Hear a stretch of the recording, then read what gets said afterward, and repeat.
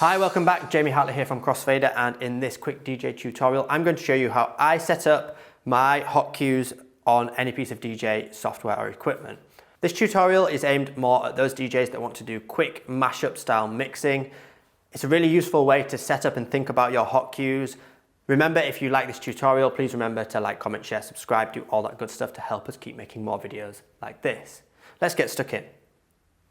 Nowadays, nearly all DJ controllers or setups have access to up to 8 performance pads. In hot cue mode, we can set up to 8 different hot cues. Now, I'm using the Pioneer DDJ 800 with Rekordbox. However, this will apply across nearly all DJ softwares and a lot of DJ hardwares.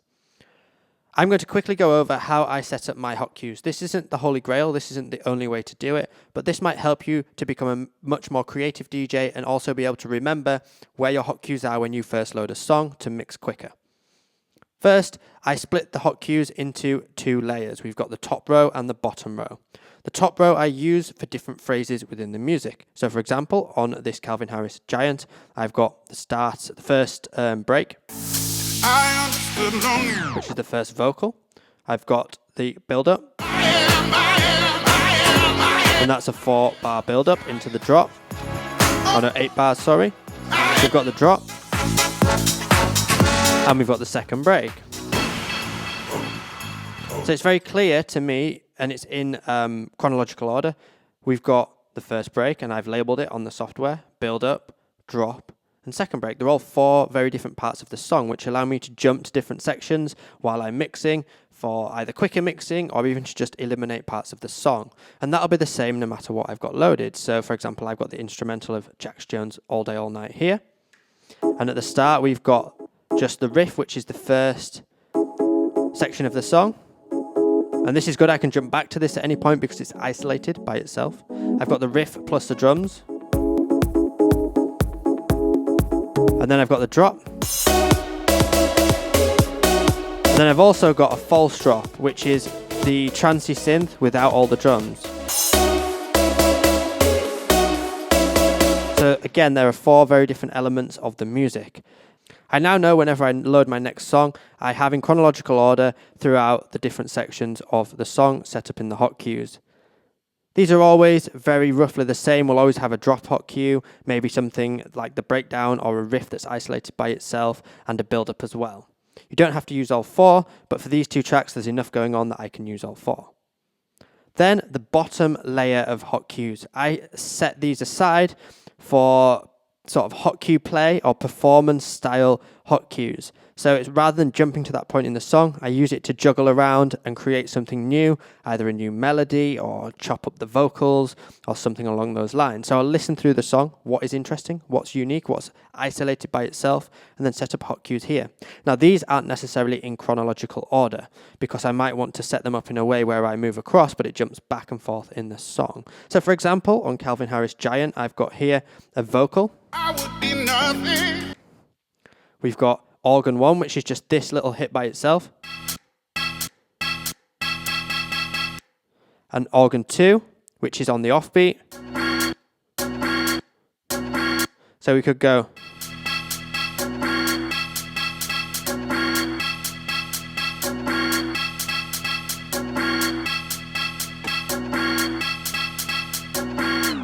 And then I can play around with those 2 notes because they're unique and isolated by themselves, and it's something interesting in the music. Then the last one here I've got labeled as 4 beats, and it's just a 4-beat section that sounds quite interesting by itself. Now I've set this up as a hot cue because not all softwares allow you to save loops in the hot cue bank. But in Rekordbox, if I wanted to, I could set this up as a 4-beat loop and save it there instead. So I don't have to keep hitting it.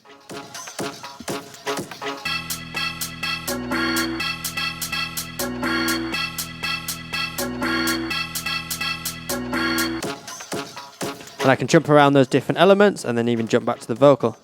I would be nothing.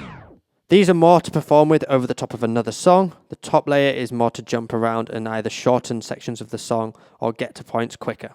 Over on the opposite side, on the Jax Jones song, the bottom layer are just 4 different piano notes.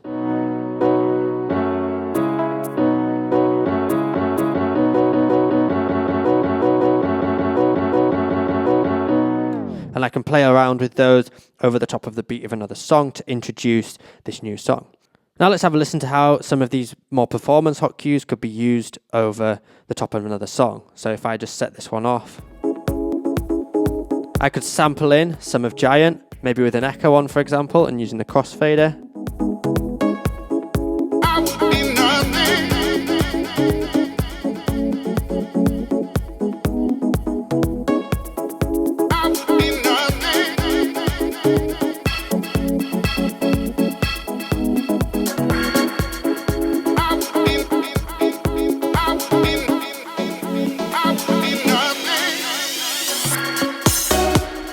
And we can jam around just with those notes to introduce this song over the top of that one.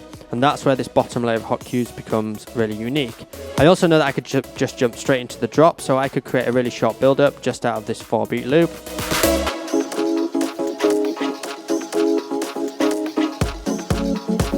And we could mix this in.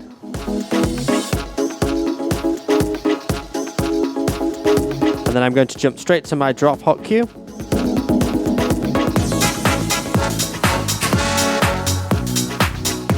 And that again allows me to quick mix. If I wanted to jump to the vocal, I can do that straight away. Let's say the second break. 3, 2, 1, and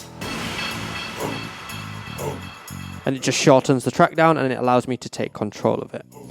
So as mentioned, this is just the way that I set up my hot cues. You can start color coding them if you want in most softwares. I've labeled them for this example in Rekordbox, but you don't have to label them once you start to get to understand the top layer for phrasing, the bottom layer for more performance techniques. You also don't have to force yourself to set up 8 hot cues on every song. Some songs don't have as much going on, so you could maybe have 2 hot cues on the top layer and still 4 on the bottom, or all 4 on the top layer, and maybe there's nothing to play around with in the song, so nothing on the bottom. Let me know in the comments how you set up your hot cues, or if this has been useful to you. If you want to learn more, then please remember to check out our online DJ courses via the link. We've got Rekordbox, Serato, Tractor, Scratching, Tone Play, loads of different courses to help you become a better and more creative DJ. Thanks for watching, and I'll see you again next time.